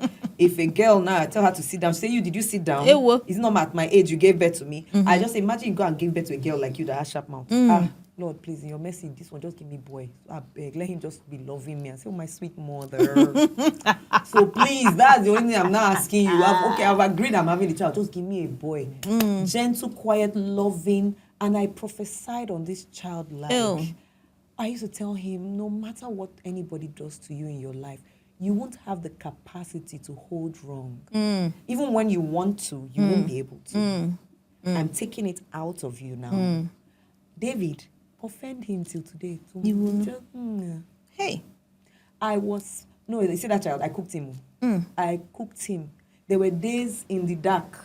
I would sit down and I'll be pouring psalms on him. Remember, I was raised in Cherubim and Seraphim. We know the psalms. Yeah. I go, they pour him out of the depths. Will you cry unto the Lord and he will hear you? He will never be without help. So I wasn't worried about him, but I knew I needed to give him a reference point. I promised I will be a role model to this child. That when he goes out and they say, you that doesn't, he will say, do you have a mother like mine? I knew it. I've seen it. So everything I was doing going forward was to fulfill that image. Some people see the image, but think someone else will help them make it. If somebody's watching this, nobody's coming. It's already, you will have to stand up like David did. When they said you can't, he moved on. When they said he can't. Look, I sat with Hagar, Joseph, David, Daniel, Ruth. I sat with them that period. I stayed with them. And Esther. Esther wasn't, I won't preach all those preaching today, but I sat with them, 6 of them. I still sit with them. Sometimes I summon them. I say, how would you have done it if it were you? Oh yeah, Esther, please talk to me. If this was you now, what would you do? Hey, this woman, I don't bring guests today. When I now read the book, Hey, How Think and Grow Rich. rich, yes. And I saw in that book where Napoleon someone Hill used to summon, his mastermind. I said, wait, this one, yeah, where? This is what we're doing. I'm all right, yeah, I'm not this is mad. what I've been doing all these years. So I'll call them, David, if it were you, what would you do? Getting to here, I had to know how to listen to the voice inside, not the voice external. Woo! Getting to here, I became very comfortable with my dreams. I understood principles of success. Success takes time. Success takes consistency. David, now, this is how I chose my path. David was a shepherd who had to kill predators when they came to prey on his sheep. And then it was the same skill of killing and shepherding he used to kill Goliath. Joseph had been used to interpreting dreams as a child. It was the same skill he used to serve Pharaoh. So I wanted something that is already me. See, if we stay here like this, Go close. Trust me, because do you know that's just part 1 of your story? Yeah. Part 2. There are other parts. If we say we should go into this thing, now I know you are married. Yes. And this is your second marriage. Yes. How did that happen? Baby girl. I married a good man the first time. We met in church. David was already 7 years old. We had a good relationship. We wanted to serve God together. And we got on that. But then I began to change. I began to evolve.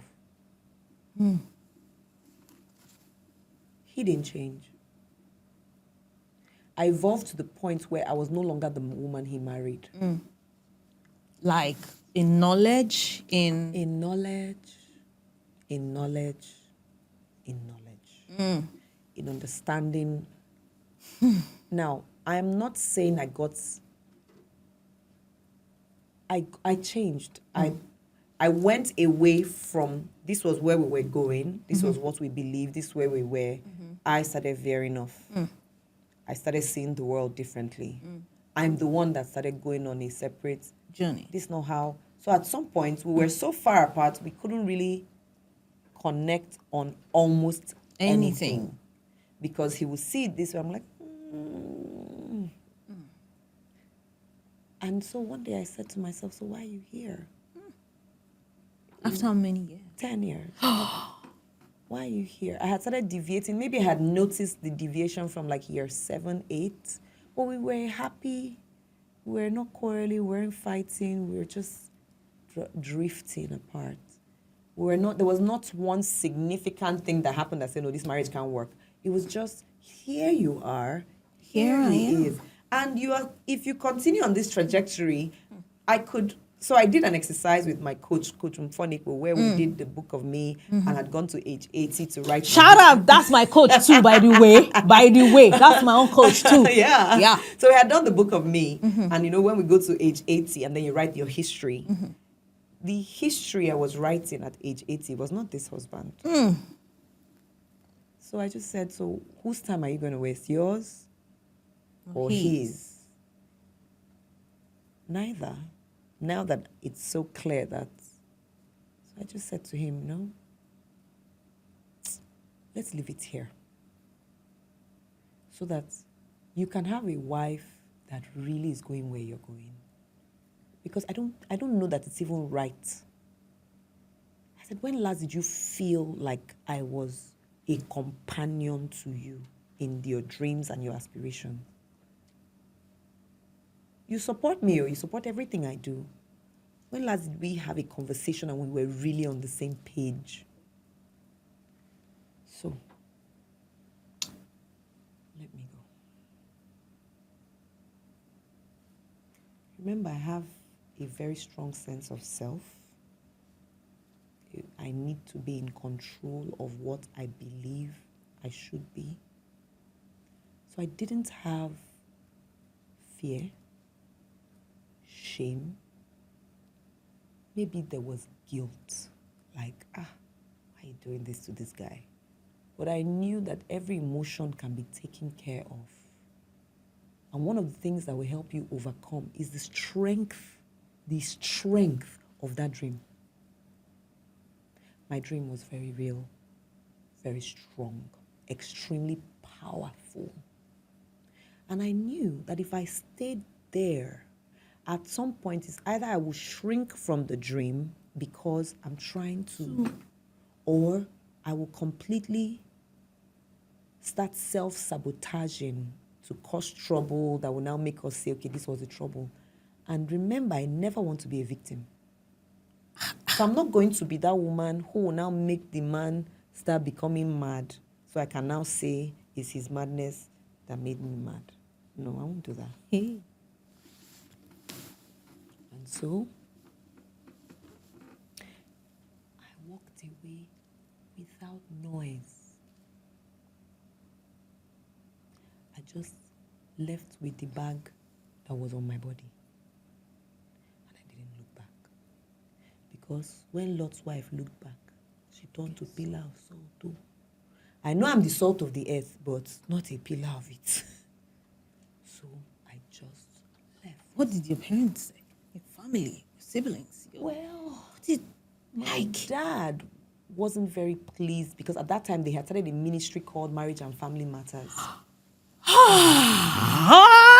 The second time, the first time, you were the one. Same child this that same gave us child. He's now wanting to put bone in our neck. Hey, Chimo.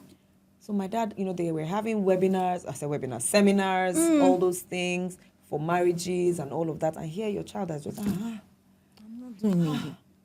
My father was like, you're going to make that marriage work. Blah, blah, blah, I'm gonna. But remember me now. Mm-hmm. Remember me, Abby? I am. I do. My mom was like, well, marriage. These days, I can't tell anybody you must stay. If you absolutely feel it's better for you to leave, then okay. You should know.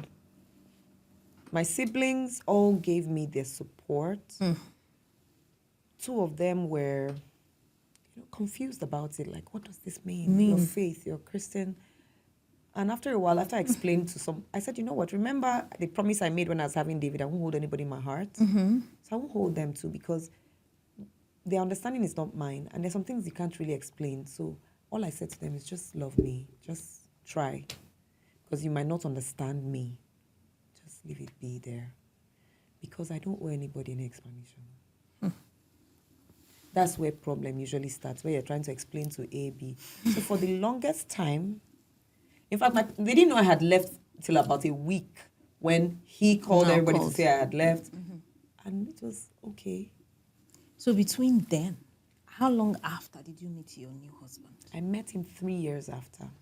I left in 2019, June. I met George in June of 2021. Wow. So in the period between, I was going through coaching with Mfon, which we might also call some level of therapy. Oh, of course. Yes. Of course. Where yes. I was unburdening, unpacking. I attended neuro-linguistic programming trainings. Okay. I went all the NLP. way to master practitioner. Oh. I did all of that to remember the strength of the vision, the strength of the dream. Yeah. So if I am not ready for that dream, then forget marriage. I wasn't interested in remarrying because that was not the goal. The goal was not to live to remarry. The goal was to live to be sure I was on my way to that dream. What is the dream? The dream part of the dream is to be shoulder for others to climb on. And these shoulders need to be strong. I know nations that are dependent on my shoulders. Yeah.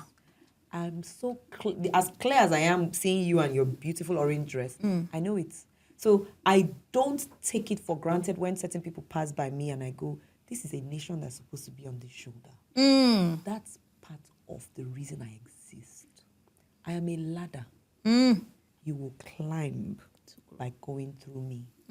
So when some people say, some people, when these people use you, you can't, the person, they are supposed to use me. Abby, that's my They job. buried us, they didn't know we're seeds. Right? I'm a ladder. I'm a junction. People should connect to where they're going by meeting me. I am clear. When I went to age 80 and I wrote my history, I saw certain things. There's some things I can't even... It's called future pacing. Future pacing. That's exactly what we did. Ladies and gentlemen, everybody needs to do During my future pacing, I could see a number. There's some other things. And then I also saw... In fact, I did see that I was married. And I was very happy. I was filled with love. I know the photo. I know the car we were in. I know the music that was playing in that 80-year-old. It was Bob Marley that was playing in that vehicle. So I knew it. I had an idea what the feeling would be like. I also don't believe that there's one person made for every, but that when you feel your person, you would feel that. And so when I met George, I felt it. But I was saying to him, I'm not ready for marriage. And he stayed around. And by 2023, we did get married. Same year, we got married. Yeah, too. baby I got girl. married second time. Hey, Jesus. January 2023. Wow. That was my birthday gift. I don't, after this, we're supposed to do something playful. I'm not doing. Please, now let's bring the tempo down. No, We should leave it here. No, let's leave the tempo here. I don't want to douse it. Okay. Because this is such a rich episode. Like, we have gone almost an hour over. But it's for a reason. It's for a purpose. It's for some people. Ladder. You know where you are. I am so grateful that you honored my invitation. I didn't even know. So you would think that, you are here to share your story. You are doing something to me, which is why all my producers, they are sending me messages like, God, I'm like, you people should just go and sleep. Because this is such a, I don't have words. But I just want to say thank you. Thank you for existing. Yeah.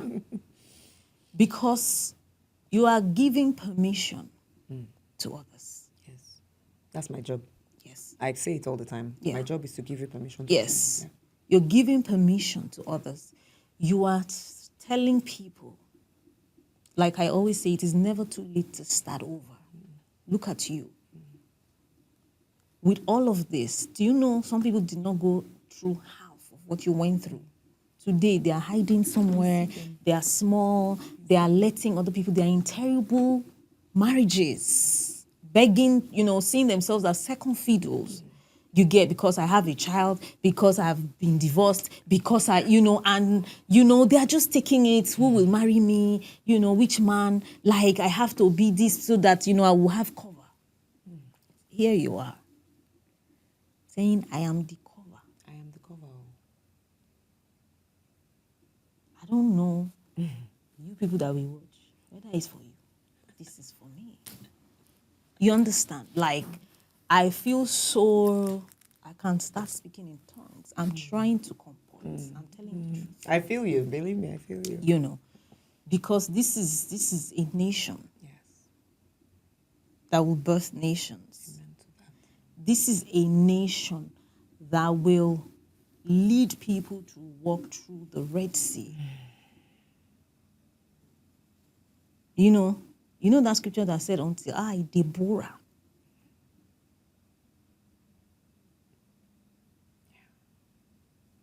Thank you. opportunity to share it. Thank you. Thank you for sharing your platform with me. Thank you. Ladies and gentlemen, me, I don't have any extra word to add.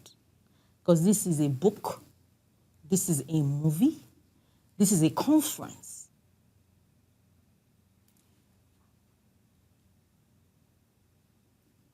You are not ordinary.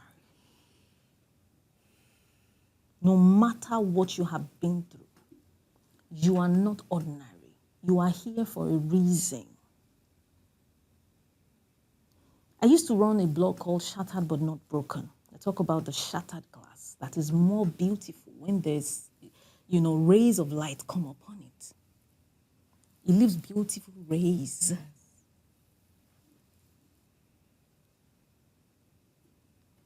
Don't allow people walk all over you. Don't let the devil win.